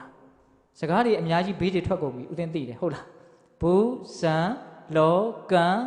ဤလေးတံမကြံအစွာယူတက်လာဒါလောကအကြောင်းပြောနေတာနော်နောက်ကံဆိုတာကခုနတုန်းကအရာပေါ့အခုပါလေကိုရင်လေးကဘာသားနဲ့စားကျင်တာလို့မှားလိုက်တာလေငကျင်းသားနဲ့စားကျင်တာရခဲ့တယ်မဟုတ်လားရခဲ့တယ်ထားပါတော့တူတူပြောကြပါစို့ကိုရင်ကအကြောင်းပြန်ပြီးတော့တရားအထုတ်တယ်တိရွက်ကြွေတန်လေးငှက်အော်တန်လေးမှမကြားရအောင်တရားမင်းနဲ့နမကြီးလေးပါစောင့်ရှောက်ရတယ်လို့ဆိုတယ်ဘုံရှင်ကံရှင် ပိဋိဘာရှင်ဘုံရှင်ကန်ရှင်ဆိုတော့ဘုံနေကန်တွေကဘယ်နာလေးကမြန်သွားပြီးတော့တူးပြီးတော့ယူလာတာလေဘယ်သူတွေကမြန်တောင်းလာတာလေအဆိုင်ခဲကြီးလားဘာကြီးလဲညာကြီးလဲလို့အဲ့ဒါလိုမြန်စဉ်းစားနေသလားအဲ့လောက်တော့အဆင့်နှိမ့်မယ်မထင်ပါဘူးဟဲ့တခါကြီးတမိုင်မြဘုံဆိုတာပုံညဆိုတဲ့တရားကနေဆင်းသက်လာတာဟုတ်လားပုံညဆိုတာဗာလေပုံညဆိုတာကုသိုလ်ကောင်းမှုကိုပြောတာကောင်းတဲ့စိတ်တွေနဲ့လှုပ်ထားတာကိုပုံညဘုံကံနော်တဲ့ပြောရရင်ကောင်းတဲ့စိတ်ကလေးတွေနဲ့ပြုသမျှပြောသမျှကြံသမျှဒီအဲ့ဒါဘုံကံပဲနော်ဘုံကံကြီးခြင်းလွယ်လွယ်လေးဟုတ်လားခုလောလောဆယ်စိတ်ကောင်းနှလုံးကောင်းမွေးလိုက်တောက်လျှောက်ဘုံကံရှိလာတယ်လောလောဆယ်စိတ်ယုံမှမွေးလိုက်တာနဲ့ပြန်တဲ့ဘုံကံလုံးဝမရှိတော့တခါကြီးမိုက်မြအဲ့တော့သူတစ်ချိန်လုံးကပြုတ်ခဲ့တဲ့ဘုံကံအခုလာပြီးတော့အကျိုးပေးတာဟုတ်ရဲ့လားအဲ့ဒါနဲ့ကိုရင်ကအဲ့ဒါလောက်ဘုံကံလဲကြီးတော့အကျိုးတရားတွေကလည်းရတာပေါ့လေအဲ့ဒါနဲ့ကိုရင်ဘာဖြစ်တုံဆိုတော့ယဟန္တာဖြစ်တယ်ဟုတ်လားအဲ့ဒီယဟန္တာဖြစ်ပြီးဆိုတော့မှမြတ်စွာဘုရားကရှင်သာရိပုတ္တရာကိုရင်အနှောင့်အယှက်ဖြစ်မှာဆိုလို့အချိန်တောင်ဆွဲထားရသေးတယ်ရှင်သာရိပုတ္တရာကြွလာတော့ကိုရင်ကအနာဂံပဲဖြစ်သေးတယ်အဲ့ဒီချိန်မှာရှင်သာရိပုတ္တရာကတကားများခောက်လိုက်မယ်ဆိုရင်တရားအနှောင့်အယှက်ဖြစ်မှာဆိုလို့မြတ်စွာဘုရားကကိုရင်ဒီမရောက်အောင်ရှေ့ကနေကြိုးပြီးတော့ရှင်သာရိပုတ္တရာကိုပြဿနာတွေမေးတာကိုရင်ရဲ့ဘုံကံကဘုရားကတောင်ဘာလုပ်တယ်စောင့်ရှောက်တာဟုတ်လားအေးဦးဇင်းကဇလန်းတွေမပြောချင်ဘူးနဲ့တော်တော်စုံသွားပြီဟုတ်လားပြောစရာလေးတွေကလည်းအဲ့ဒါကနည်းနည်းကောင်းလို့ပါနော်အေးအဲ့ဒါနဲ့ကိုရင်ယဟန္တာဖြစ်ပြီဆိုတော့မှမြတ်စွာဘုရားကအဲ့ဒါကိုအကြောင်းပြုပြီးတော့ဦးဇင်းတို့ဒကာကြီးဒကာမကြီးများဦးဇင်းတို့အတွက်အင်မတန်အသုံးတဲ့မဲ့တကယ်လည်းအသုံးတဲ့တဲ့ဂါထာကလေးမြတ်စွာဘုရားအဲ့ဒီမှာဟောတယ်အဲ့ဒါကတော့ဒီတရားတော်ရဲ့အနှစ်ပေါ့နော်ဥဒကံဟိနေယင်ကြီးနိဋ္ဌိကာဒါရုံဓမယံတိတေသနံအတ္တနံဥဒကံဟိနေယံတိနိဋ္ဌိကာဒါရုံဓမယံတိတစ္စကာဥဒကံဟိနေယံတိနိဋ္ဌိကာဥတုကာရောဝတေဇနံဒါရုံဓမယံတိတစ္စကာအတ္တနံဓမယံတိပန္တိတာနိဋ္ဌိကာလေသမားတို့သည်ဝါမြောင်းတူ၍လေကိုလိုရာယူကြကုန်သောပုဂ္ဂိုလ်တို့သည်ဥဒကံရေကိုနေယံတိမိမိလိုရာရက်သူရောက်အောင်ဆောင်ကြကုန်၏လေသမားတွေမြောင်းသမားတွေမြောင်းဖောက်တဲ့လူတွေဟာရေကိုလိုရာကိုဆောင်ယူသလိုမျိုးနော်ဥဒုကာရောမြားသမားတို့သည်လေသမားတို့သည်တေဇနံမြားရံကိုနမယံတိမိပြ၍ဖြောင်းအောင်ဖြောင်းကြလေကုန်တဲ့ကဲ့သို့တစ္စကာလက်သမားဆရာတို့သည်ပပုဆရာတို့သည်ဒါရုံတေရိုင်းတုံးကိုနမယံတိမိမိအလိုရှိတဲ့ပုံသဏ္ဍာန်ဖြစ်အောင်ခုတ်ကြရွေကြဂုံတကဲ့သို့ပန္တိတာကြောင့်ကျိုးမြင့်သည့်ပညာရှိတို့သည်အတ္တနံမိမိကိုယ်ကိုဓမယံတိဆုံးမတော်မူကြကုန်၏ဥပမာ၃ချက်မြတ်စွာဘုရားပေးလိုက်တယ်ဟုတ်လားမြောင်းသမားတွေဟာရေကိုလိုရာကိုယူသလိုမျိုးလေးသမားတွေဟာမြားရံကိုမီးပြပြီးတော့ဖြောင်းသလိုမျိုးနော်ပပုဆရာတွေလက်သမားဆရာတွေဟာတေရိုင်းတုံးကိုလိုရာပုံရောက်အောင်ခုတ်ရွေကြသလိုမျိုးပညာရှိတဲ့ပုဂ္ဂိုလ်ဟာမိမိကိုယ်ကိုဝါမိမိရဲ့စိတ်ကိုကောင်းအောင်ပြင်ရမယ်ယဉ်ကျေးအောင်ပြင်ရမယ်အပြစ်ကင်းအောင်ပြင်ရမယ်ဥပမာဘယ်နှချက်ပေးလိုက်တယ်၃ချက်ပေးလိုက်တယ်ဥပမာလေးတိုင်းမှာစိတ်ဝင်စားတဲ့ရှိရေကိုလိုရာသွဲယူတယ်တဲ့နော်ပထမပေးလိုက်တဲ့ဥပမာနော်ရေကိုဘလို့လိုရာကိုသွဲယူတယ်ရေကိုကနိုင်နေလိုရာကိုသွဲယူလိုက်တယ်တကယ်လို့ရေကိုမနိုင်ဘူးဆိုလို့ရှိရင်ပိတ်တဲ့ရင်ရေတွေကြီးလာပြီရေတွေကိုမထိန်ချုပ်နိုင်တော့ဘူးဆိုရင်ဘယ်တဲ့ထည့်လိုက်ရလဲတဘာဝဘေးအန္တရာယ်လို့တောင်ပြောရတယ်နော်ဟုတ်လားကြောက်စရာမကောင်းဘူးလားရေကိုမထိန်နိုင်တော့ဘူးဆိုတာနဲ့တပြိုင်တည်းရေဟာဘာဖြစ်လာတယ်တဘာဝဘေးအန္တရာယ်တည့်ရအနေနဲ့တတ္တဝါတွေကိုနှိမ့်ဆက်လာတော့တာပဲအဲ့ဒီရေကိုထိန်နိုင်ပြီဟေးမြောင်းကလေးတွေနဲ့မင်းဒီသွားမင်းပြီးတော့ဒီလာခဲ့မင်းဟိုနားလေသွားအောင်လို့ရေကိုကြိုက်တယ်လို့စေစားနိုင်ပြီဆိုတာနဲ့တပြိုင်တည်းရေဟာကိုယ့်ရဲ့အလုပ်ရေကိုနိုင်တဲ့အချိန်မှာရေဟာကိုယ့်ရဲ့အလုပ်ကျွေးပဲရေကိုမနိုင်တော့ဘူးဆိုတော့ရေဟာကိုယ့်ရဲ့တိတ်ကြောက်စရာကောင်းတဲ့ရန်သူဖြစ်သွားတယ်ဒါကြောင့်ရန်သူမျိုး၅ပါးထဲမှာရေးပါတယ်ဗျအသက်သခင်ရောက်တော့ ရေပါတာပဲဟုတ်လားဒီစိတ်ကလေးရေနဲ့အင်မတန်တူတာပဲနော်နိုင်လို့ရှိရင်ကိုယ့်ရဲ့ဒါအင်မတန်ကိုယ့်ကိုအကျိုးပြုမဲ့ကိုယ့်ရဲ့အခိုင်းအရှည်လို့ပြောကြပါစို့နော်ကိုယ့်ကိုအကျိုးပြုမဲ့အရာဖြစ်လာ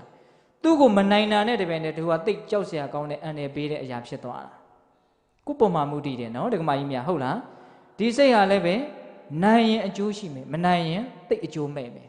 ရေကလည်းအဲ့ဒီတိုင်းပဲနော်တူတာတွေအများကြီးရှိတယ်ဗျာရေကဒီတိုင်းပြစ်ထားရင်ဘယ်စီးသွားလဲရေဒီတိုင်းပြစ်ထားရင်ဘယ်စီးသွားလဲနေရစီးသွားတာဟုတ်လားစိတ်ကိုဒီတိုင်းပြစ်ထားရင်ဘယ်စီးသွားမထင်နေရကိုစီးသွားမှာနော်ယုံညံ့တဲ့ဘက်ကိုစီးသွားမှာသူ့ကိုမတားနိုင်ဘူးမစီးနိုင်ဘူးဆိုရင်ဘယ်စီးသွားမလို့နေရကိုစီးသွားမှာဟုတ်လားဒါကြောင့်ဒီစိတ်ကိုရေနဲ့တူတယ်ဆိုတာအင်မတန်ဟုတ်တာပဲနော်ထိနိုင်ရင်အကျိုးရှိတယ်မထိနိုင်ရင်ဒုက္ခရောက်နော်ပြစ်ထားရင်ရေဟာနေရစီးသွားတယ်လို့စိတ်ဟာလည်းပဲပြစ်ထားရင်တဖြည်းဖြည်းနဲ့ယုံညံ့တဲ့ဘက်ကိုရောက်သွားမယ်ဟုတ်လားဒါကြောင့်ဒီစိတ်ကိုရေကိုလိုရဲ့နေရာကိုယူနိုင်တယ်လို့မျိုးဒီစိတ်ကိုစေစားနိုင်ရမယ်ဆုံးမနိုင်ရမယ်ပြင်နိုင်ရမယ်တဲ့ဟုတ်လားတခါယူမိုက်များ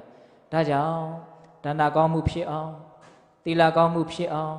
ဘာဝနာကောင်းမှုတွေဖြစ်လာအောင်မိမိရဲ့စိတ်ကိုဘာလို့ရမယ်ပြင်ရမယ်မွေးရပါစိတ်ဗီဇစိတ်တဏ္ဍရာလုံးကပါခဲ့တဲ့အနုတ္တယသဘောဆိုတဲ့စိတ်တွေကတော့နှမျောတာပဲဗျဝန်တိုတာပဲဗျသိမ့်ပိုက်ချင်တာပဲဗျအဲ့ဒါကိုဒကာဓမ္မတို့ဦးဇင်းတို့တွေကသိမ့်ပိုက်တာကြီးကမကောင်းပါဘူးအဆင်မရှိပါဘူးလူဖြစ်တဲ့အခါလေးဟုတ်လားသိမ့်ပိုက်တာကြီးကသိမ့်မကောင်းပါဘူးမျက်နှိုးနေရတာဆွဲလန်းနေရတာကသိမ့်မကောင်းပါဘူးစွန့်လွတ်တာတွေအများအကျိုးရှိအောင်လုပ်တာတွေကအဆင့်မြင့်ပါတယ်အဲ့ဒါတွေကသိမ့်မြင့်မြတ်ပါတယ်လို့နားလည်ပြီးတော့သိမ့်ပိုက်ခြင်းတွေ့တာခြင်းမမောခြင်းကနေပြီးတော့စွန့်လွတ်ခြင်းအတွေ့အတာကင်းခြင်းဆိုတဲ့ဒါနသဘောစာကသဘောကိုရောက်အောင်စိတ်ကိုပြင်ညတာဒါကြောင့်တချို့ဒါနရှင်တွေသူတို့ဒါနနဲ့သူတို့ပြောပြီးတော့နေတာပဲတကယ်ပြောစရာကောင်းလို့ပြောတာပေါ့တစ်ချက်ကလေးပြောချင်တာကတော့ပြီးရင်မလျော့ဘူးဆိုတာလေးကိုတော့ပြောချင်တယ်ဒါနအကြောင်းပြောရင်ကုန်နိုင်ပေါ်ရမရှိဘူးဒါပေမဲ့အလှခံဖြစ်နေတာဆိုတော့တိတ်ပြောလို့မကောင်းဟုတ်လားတခါကြီးမိုက်ပြီဟုတ်လားဒါပေမဲ့တခွန်းတော့ပြောလိုက်မယ်နော်ပြီးရင်မလျော့ဘူးဆိုတော့ပါတိုးလာမှာလို့ပြောတာဒါကိုလက်တွေ့စမ်းပြီးတော့တက်တည်ထူနိုင်တဲ့ပုံကိုယ်တွေဖြစ်အောင်ကြိုးစားပေါ့နော်တခါကြီးမိုက်မြဟုတ်လားဥစဉ်ဘာပြောတာလဲသိမ့်ပိုက်တဲ့စိတ်တွေ့တာမြင်နိုးတဲ့စိတ်နှမျောဝန်တိုတဲ့စိတ်တွေကနေစွန့်လွတ်တဲ့စိတ်အများကျိုးဆောင်ရွက်တဲ့စိတ်ဝေနိုင်မျှနိုင်တဲ့စိတ်မေတ္တာတွေကရုဏာတွေဖြစ်အောင်ပြင်ရမယ်ဒါပထမအဆင့်ကလေးပြောတာနော်ရေဟာပြစ်ထားရင်နေရစီမှာပဲနော်စိတ်ဟာဒီတိုင်းပဲမပြင်မဲနေရင်တော့ငါဟာပြီးတော့ငါသားသမီးဟာပြီးတော့ငါမြင်းဟာငါအတိုင်းဝိုင်းဟာငါကကိုမထွက်နိုင်တော့အဲ့လိုဖြစ်သွားရင်နေရစီးသွားပြီတေးကြတယ်အဲ့ဒါဘဝပြီးလို့နေကုန်းချုပ်လို့ကိုယ်တက်တန်းကလေးကိုပြန်လဲကြည့်လိုက်ရောဩငါတက်တလုံးငါဟာနဲ့နေခဲ့တာပါလားဆိုဘာမှမျက်နှိုးเสียကျင့်တတ်เสียမရှိဘဲနဲ့တော်တော်ကြီးကိုနောင်တတရားနဲ့ပူလောင်ရလိမ့်မယ်လို့ထင်တာပဲဦးစင်းကတော့ပြီးတော့ဆက်ပြီးတော့ပြင်ပေါ့မဆောင်စည်းဘဲနဲ့ဗယံပဒာနေရတဲ့စိတ်ဟာအဆင်မရှိဘူးဟုတ်လားမမြင့်မြတ်ဘူးဒါကြောင့်ကိုယ်နဲ့နှုတ်ကိုစောင့်စည်းပြီးတော့စိတ်ကိုချုပ်တီးပြီးတော့နေရတာဟာသိကောင်းတယ်လို့နားလည်ပြီးတော့သီလဖြစ်အောင်မလုပ်သင့်ဘူးလားလုပ်သင့်တယ်နော်အကျဉ်းမြင့်လေးပြောတာနော်နောက်မိမိရောပေါ်ဆာဆာနေရတာများဉာဏ်ပညာအင်မတန်တုံးတာပဲသိတဲ့သိလိုက်တာဘာမှမသိလိုက်ရဘူးသိနိုင်ခွင့်ရှိပါလဲနဲ့အသိဉာဏ်တကားပေါက်ကြီးပိတ်ထားတဲ့အတွက်ကြောင့်မေ့လျော့နေတယ်ဆိုတာအသိဉာဏ်တကားပေါက်ကြီးကိုပိတ်ထားတာဘာမှမသိဘူးအဲ့ဒီလိုပါပိတ်တဲ့ရိုးလေးဥပမာနဲ့ပြောမယ်နော်လူတယောက်မေ့နေတယ်ဆိုရင်ဘာသိတော့ဘာမသိဘူးအဲ့လိုပဲဒကာဓမ္မတို့ဦးဇင်းတို့တွေတဘာဝတရားကိုမေ့နေတဲ့အချိန်မှာဘာအသိဉာဏ်မှမရှိဘူးဟုတ်ရဲ့လားအဲ့လိုမေ့ရော့နေရတာဟာယုံညံ့နေမလျော့နေရတာမြင့်မြတ်တယ်လို့နားလည်ပြီးတော့မေ့လျော့ခြင်းကနေမလျော့ခြင်းဖြစ်အောင်ပြင်ရမယ်ကိုယ်စိတ်ကိုသုံးချက်ပြောလိုက်တယ်နှမျောဝင်တိုးတဲ့သဘောကနေဒါနာသဘောစာကသဘောဖြစ်အောင်ပြင်ရမယ်သီလမရှိတဲ့ဒုသီလသဘောကနေသီလရှိတဲ့သူသီလသဘောမျိုးဖြစ်အောင်ပြင်ရမယ်ဟုတ်လားမေ့လျော့တဲ့ပမာဒသဘောကနေမလျော့တဲ့အပမာဒသဘောမျိုးဖြစ်အောင်ပြင်ရမယ်တရားကဒါပဲဟောတရားရှိတာဗျဒကမာကြီးတို့ရဒါနရေသီလရေ ဘာဝနာရဲ့ဘယ်ကပြောဒီရောက်မှာပဲဒါကြီးရိုးလို့မနာခြင်းဘူးဆိုရင်လည်းမနာဖို့ပဲရှိတော့တယ်တရားကဒါပဲလေဒါကသွေးဖီးသွားရင်တရားကဟုတ်နိုင်မှာအောင်မလားဒါနသီလဘာဝနာကနေသွေးဖီးသွားပြီဆိုရင်တရားဟုတ်နိုင်မှာမလား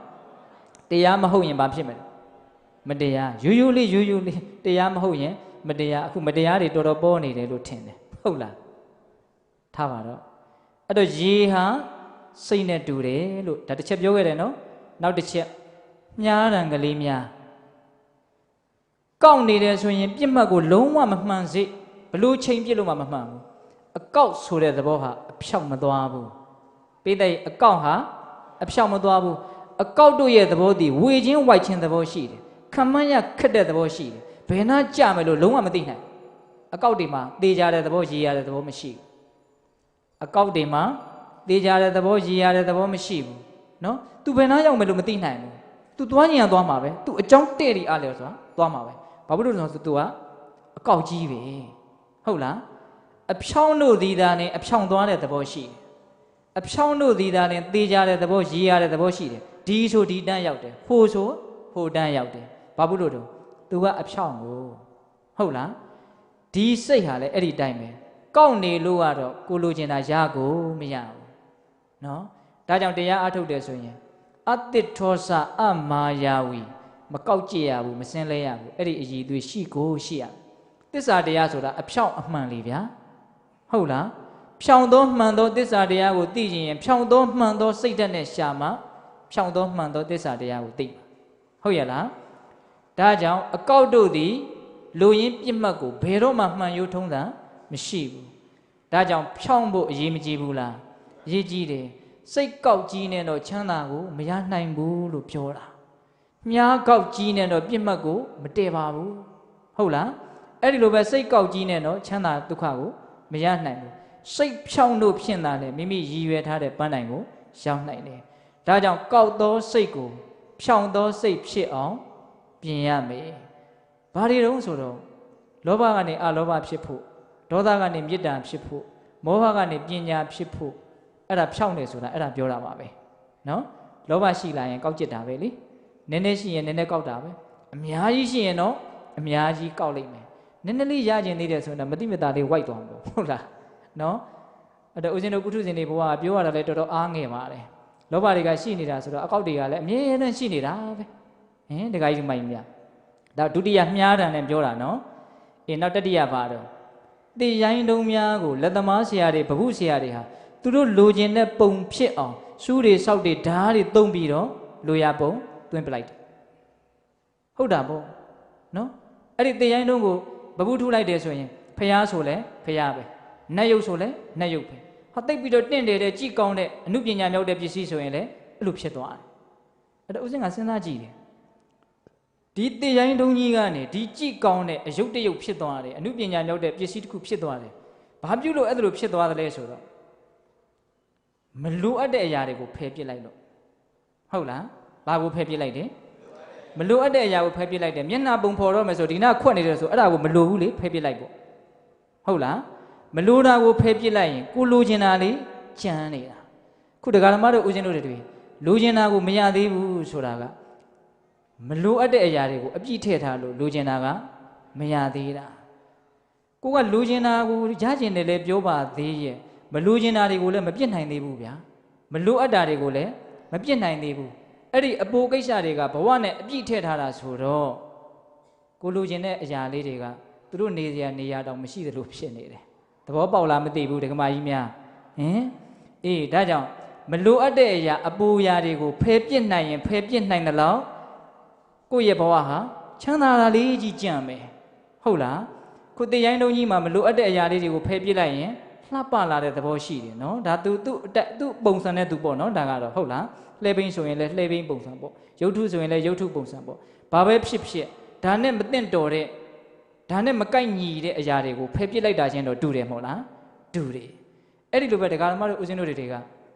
ဘာဖြစ်ချင်တာတုံးလို့မေးရင်အကြီးကြီးဗျာဘာဖြစ်ချင်တာလို့ဆိုသူတော်ကောင်းဖြစ်ချင်တာဒကာမကြီးတွေဘာဖြစ်ချင်တာလဲသူတော်ကောင်းဖြစ်ချင်တာအဲ့တော့သူတော်ကောင်းဘဝနဲ့သူတော်ကောင်းအနေအထားမျိုးနဲ့မကိုက်ညီတဲ့အဲ့ဒီစံချိန်စံညွှန်းနဲ့မမီတဲ့အရာတွေဘာဖြစ်ပေးရမလဲဖယ်ပြစ်ရမယ် သူတော်ကောင်းလည်းဖြစ်ချင်တယ်သူတော်ကောင်းနဲ့မကိုက်ညီတဲ့အရာတွေကလည်းမဖယ်နိုင်ဘူးဆိုတော့ဖြစ်ချင်နေတာပဲရှိတယ်ဖြစ်လည်းမလာသေးဘူးပေါ့ဟုတ်ရဲ့လားသို့သောစိတ်ဓာတ်တော့မကြပါနဲ့ဟုတ်လားတခါကြီးမိုက်များမလိုအပ်တဲ့အရာကိုဖယ်နိုင်ရင်ဖယ်နိုင်တယ်လို့သူတော်ကောင်းဖြစ်လာမှာပါဟုတ်လားအဲ့တော့ဒီစိတ်ထဲမှာမလိုအပ်တဲ့စိတ်တွေအများကြီးမရှိဘူးလားရှိတယ်ကိုယ့်ကိုအကျိုးမပြုနိုင်သောအကျိုးမပြုနိုင်ုံနဲ့မကဘဲနဲ့အကျိုးမဲ့စေသောစိတ်တွေပါမရှိဘူးလားရှိတယ်အဲ့ဒီမလိုအပ်တဲ့စိတ်တွေကိုဖယ်ပစ်လိုက်မယ်ဆိုလို့ရှိရင်ကောင်းတဲ့စိတ်ကလေးတွေကျန်နေမယ်အဲ့ဒီကောင်းတဲ့စိတ်ကလေးတွေဖြစ်တာဒီပင်လင်ကိုကိုဘာလုပ်လိုက်တာလဲပြင်လိုက်တာဥပမာဘယ်နှချက်လဲ3ချက်နော်ဒါကြောင့်အကျိုးအကြောင်းအဆိုးအကောင်းစီလျက်အောင်တွေးနိုင်မြင်နိုင်ကြတဲ့ပုဂ္ဂိုလ်တွေဉာဏ်ရှိကြတဲ့ပုဂ္ဂိုလ်တွေပညာရှိဆိုတဲ့ပုဂ္ဂိုလ်တွေဟာတဲ့ကိုပြင်ရမယ်ဟုတ်လားရေကိုလိုရာကိုယူသလိုမျိုးမြားတံကိုအပူပြပြီးတော့ဖြောင်းသလိုမျိုးတေရိုင်းတုံးကိုမလိုတာတွေကိုဖယ်ပြီးတော့ကိုဖြစ်ချင်တဲ့ပုံတံလေးတွေဖြစ်လာအောင်ဆောင်ရွက်တာမျိုးပညာရှိတဲ့ပုဂ္ဂိုလ်ဟာကိုစိတ်ကိုပြင်ရမယ်ဘယ်နှချက်ပြင်ရမှာလဲဆိုတော့စောစောကပြောခဲ့ပါပြီနှမျောဝန်တိုမှုတွေတိမ့်ပိုက်မှုတွေကနေစွန့်လွတ်မှုတွေကိုဖြစ်အောင်ပြင်ရမယ်သူကပိုအရှင်းမြင့်လို့ပေါ့နော်ဗျံပရာစီမဲ့ကမ်းမဲ့နေတဲ့စိတ်ကနေပြီးတော့ကိုယ်နဲ့နှုတ်ကိုစောင့်စည်းပြီးတော့စီကံလေးနဲ့နေတဲ့သီလရှိတဲ့လူအဖြစ်ကိုရောက်အောင်ပြင်ရမယ်ဟုတ်လားမိမိရောပေါ်ဆတာနေတဲ့ဝါဒနာဒလိစရိုက်ကြီးကိုဖယ်ခွာပြီးတော့မမေးမလျော့မပေါ်မဆနေတဲ့အလေးအကျင့်အပမာဒဖြစ်အောင်ပြင်ရမယ်ဘယ်နှချက်ပြင်ရမယ်3ချက်ပြင်ရမယ်အဲ့ဒီမှာမြတ်စွာဘုရားကဒီကာထာလေးနော်ဥဒကံဟိနယံတိနိတိကဥတုကာရနမယံတိတေဇနံဒါရုံနမယံတိတစ္ဆကအတ္တနံဓမယံတိပန္တိတာဒီကာထာလေးကိုခုနတုန်းကဥစဉ်ရှင်းပြခဲ့ပါပြီဟုတ်လားဒီကာထာရဲ့အဆုံးမှာတတ္တဝါပေါင်းများစွာကျွတ်တန်းဝင်နေဆိုပြီးတော့ဥစဉ်တို့ဒေသနာတော်ကိုအဲ့လိုဏီကုံချုပ်ပါတယ်ဟုတ်လားဒီတော့ဥစဉ်တရားဟောတာတနာရီနဲ့9မိနစ်ရှိသွားပါပြီတနာရီလောက်ပြောမယ်ဆိုပြီးတော့နောက်ပိုင်းစကားတွေကလည်းဘေးထွက်သွားတာနဲ့9မိနစ်လောက်ပို့သွားတယ်ဟုတ်လားအဲ့ဒီတော့ဥစဉ်တို့ပြောခဲ့တဲ့စကားတွေကိုပြန်ပြီးတော့အနှစ်ချုပ်ကြည့်မယ်နော်တရားကောင်းစီးကဘယ်လိုပေးထားတယ်ချမ်းသာခြင်းရင်စိတ်ကိုပြင်းတဲ့ဟုတ်ရလားဥစဉ်အချက်3ချက်အဓိကကြတာပြောသွားတယ်နော်မကောင်းတဲ့စိတ်သည်တတ္တဝါတွေကိုဆင်းရဲစေတယ်မကောင်းတဲ့စိတ်သည်သာလည်းမကောင်းဆုံးပဲဟုတ်လားကောင်းတဲ့စိတ်သည်တတ္တဝါတွေကိုလောကကြီးကိုချမ်းသာစေတယ်ကောင်းသွားစေတယ်ကောင်းတဲ့စိတ်သည်သာလည်းအကောင်းဆုံးပဲနှစ်ချက်နော်နောက်အဲ့ဒီမကောင်းတဲ့စိတ်ကနေကောင်းတဲ့စိတ်ဖြစ်အောင်ဘယ်လိုပြင်ရမလဲရေကိုလူယူရာကိုတွယ်သလိုမျိုးဟုတ်လားမြားတံကိုဖြောင်းသလိုမျိုးဟုတ်လားတေရိုင်းတုံးကိုလိုတဲ့ပုံတံဖြစ်အောင်ရွေသလိုမျိုးပညာရှိတဲ့ပုဂ္ဂိုလ်ဟာကိုပြင်ရမယ်အဲ့ဒါလို့ကိုတစ်ဆင့်နဲ့တစ်ဆင့်မြင့်အောင်ပြင်နိုင်မှသာလေတကယ်ချမ်းသာတဲ့ချမ်းသာမှန်ကိုရကြလိမ့်မယ်စိတ်ကိုမပြင်နိုင်သေးသမျှကာလပတ်လုံးမချမ်းသာနိုင်သေးပါဘူးလို့သဘောပေါက်ရမယ်ဟုတ်လားဒါကြောင့်ချမ်းသာခြင်းရင်စိတ်ကိုပြင်စိတ်ကိုမပြင်ဘူးဆိုရင်တော့မချမ်းသာခြင်းသေးဘူးဆိုတဲ့အဓိပ္ပာယ်ပေါ့ဟုတ်လားအဲ့ဒါလို့လူတော့တယောက်မှရှိမယ်မထင်ပါဘူးဟုတ်လားချမ်းသာခြင်းကြတဲ့လူတွေကြီးပဲဟုတ်လားအဲ့တော့ချမ်းသာခြင်းရင်တော့ဘာကိုပြင်ရမယ်စိတ်ကိုပြင်ရမယ်ဒါကြောင့်ဦးဇင်းတို့တဏှာကြီးပိုလောက်အချိန်ယူပြီးတော့ပြောလိုက်တဲ့ချမ်းသာခြင်းရင်စိတ်ကိုပြင်ဆိုတဲ့တရားကိုမေတ္တာပို့ပြီးတော့အဆုံးသတ်ကြရအောင်နော်ဘဝတုတဗ္ဗမင်္ဂလရက္ခန္တုတဗ္ဗဒေဝတာတဗ္ဗဗုဒ္ဓ ानु ဘာဝေနတရာဒုက္ခိဘဝန္တုတိဘဝတုတဗ္ဗမင်္ဂလရက္ခန္တုတဗ္ဗဒေဝတာတဗ္ဗဓမ္မာ ानु ဘာဝေနတရာဒုက္ခိဘဝန္တုတိဘဝတုတဗ္ဗမင်္ဂလရက္ခန္တုတဗ္ဗဒေဝတာတဗ္ဗသံဃာ ानु ဘာဝေနတရာဒုက္ခိဘဝန္တုတိတေတုမကသင်တရားနာပိသပေါင်းသူတော်ကောင်းတို့သာသာအာလုံသောတတ္တဝါအနန္တတို့အားတဗ္ဗမင်္ဂလလောကီလောကုတ္တရာကောင်းဆိုသမျှမင်္ဂလာဝဝသည်ဘဝတုကောင်းစွာမသွေဖြစ်တော်မူကြပါစေတည်းတဗ္ဗတိဝဒမိမိတို့ခန္ဓာကိုယ်မှာစောင့်ကြနေကြကုန်သောနတ်မိမိတို့အိမ်မှာစောင့်ကြနေကြကုန်သောနတ်မိမိတို့သာသနာမိမိတို့ကဘာမှာစောင့်ကြနေကြကုန်သောနတ်မျက်နှာကောင်းတာအပေါင်းတို့ကလည်းပဲ ရက္ခန္တုကောင်းစွာမသွေဆောင်လျှောက်တော်မူနိုင်ကြပါစေတည်းသဗ္ဗဗုဒ္ဓ ानु ဘာဝေနကင်းငါဝါလူသေးစုမကပွင့်တော်မူကြတဲ့စုစုတော်တာပါဘုရားရှင်ကိုတော်မြတ်တို့ရဲ့တကုတေဇောအာနုဘောတော်တို့ကြောင့်၎င်းသဗ္ဗဓမ္မာ ानु ဘာဝေနမေလီနံဖူလိတံနိဗ္ဗာန်ပရိယတိဟုဆိုအပ်သောစေရန်သောတရားတော်မြတ်တို့ရဲ့တကုတေဇောအာနုဘောတော်တို့ကြောင့်၎င်းသဗ္ဗသံဃာ ानु ဘာဝေနမကတံလေးရောက်ပလတံလေးရောက်ဟုဆိုသောရှိယောတော်ရိယသံဃာရှင်မြတ်တို့နဲ့တကွာသီလဂုဏ်သမာဓိဂုဏ်ပညာဂုဏ်တို့နဲ့ပြည့်စုံတော်မူကြတဲ့သမုဒိတံဃာရှင်ကောင်းရှင်မြတ်ပေါင်းတို့ရဲ့တကုတေဇောအာနုဘောတော်တို့ကြောင့်၎င်းတရားနိယောညပါဘေကမဆိုင်ခြင်းရှိတိုင်းခြင်းရှိတိုင်းဒုက္ခိကိုယ်စိတ်နှပြချမ်းမာချမ်းသာခြင်းရှိကြကုန်သည်ဘဝတုကောင်းစွာမသွေဖြစ်တော်မူကြပါစေတည်း